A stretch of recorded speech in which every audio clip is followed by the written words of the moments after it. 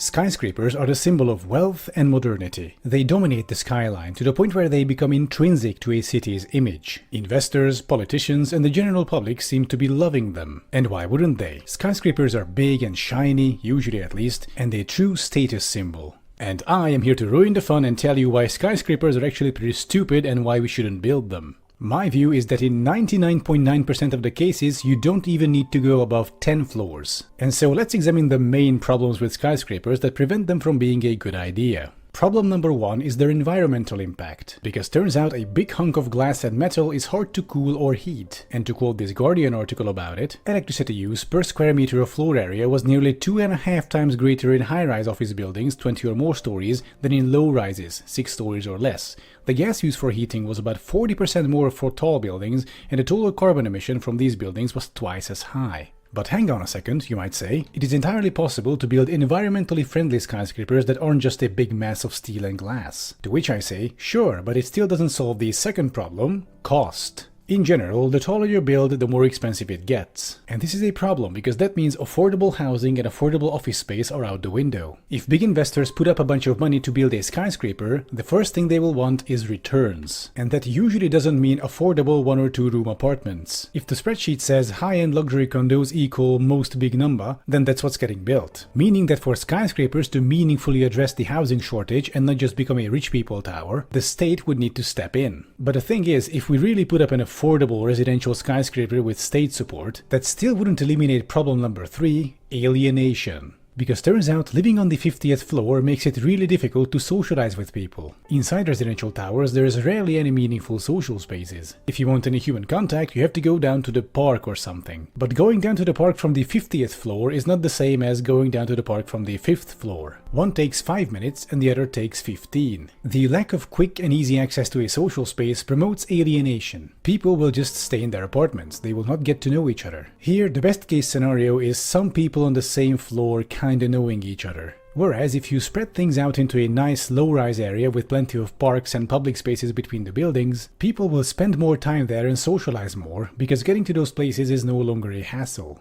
Problem number 4 is logistics. If you focus a lot of people in a small area, public infrastructure has to keep up somehow. Aside from the need of gigantic parking lots and high-capacity public transit, you also need to build out stuff like daycare centers, elementary schools, high schools, retail, public amenities, and you also need to scale this up for tens of thousands of people. And if you have a bunch of office towers, you will end up with an area that is extremely busy during work hours, but otherwise it's completely deserted. And so, for me, these are the 4 main problems with skyscrapers. They are energy intensive, unaffordable, they alienate you from other people, and they're quite the logistical headache. Now, in the beginning, I've mentioned that I don't think there's any need to build anything taller than 10 stories in 99.9% of cases. And so let me show you why. This is the Burj Khalifa. It is 828 meters tall and has 163 floors. According to its fact sheet, it has 172,000 square meters of residential space and 28,000 square meters of office space. So these numbers sound pretty impressive, right? That's a lot of residential and office space. And so I present to you this building. It's the so-called faluház or village house in Budapest, the biggest prefab concrete residential block in Hungary from the 70s. The name Village House comes from the fact that this thing houses as many people as an entire village. It has more than 3,000 inhabitants in 884 apartments.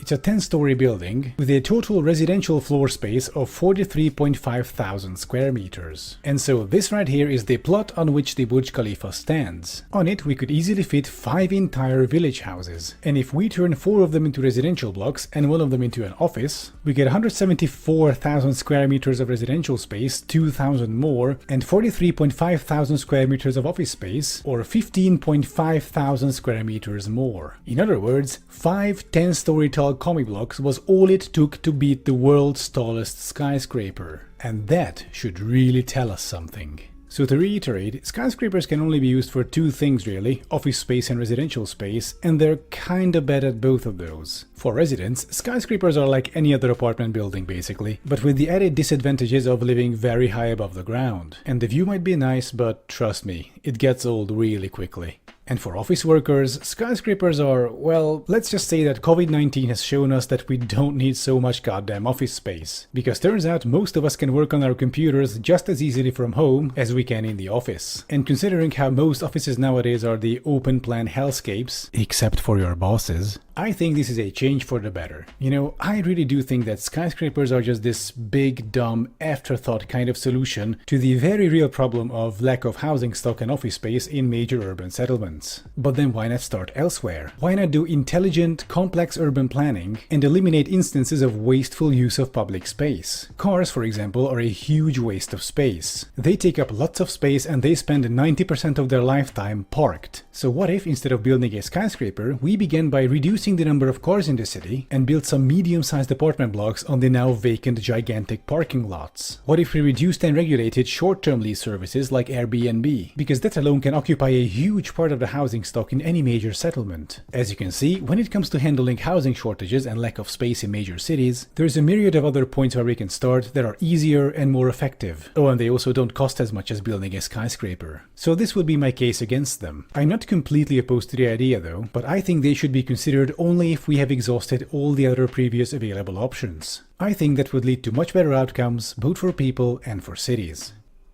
Thank you for watching. Like and subscribe if you haven't already, and if you want to show your appreciation for my content, then there is a Patreon link in the description, and I'll be seeing you next time.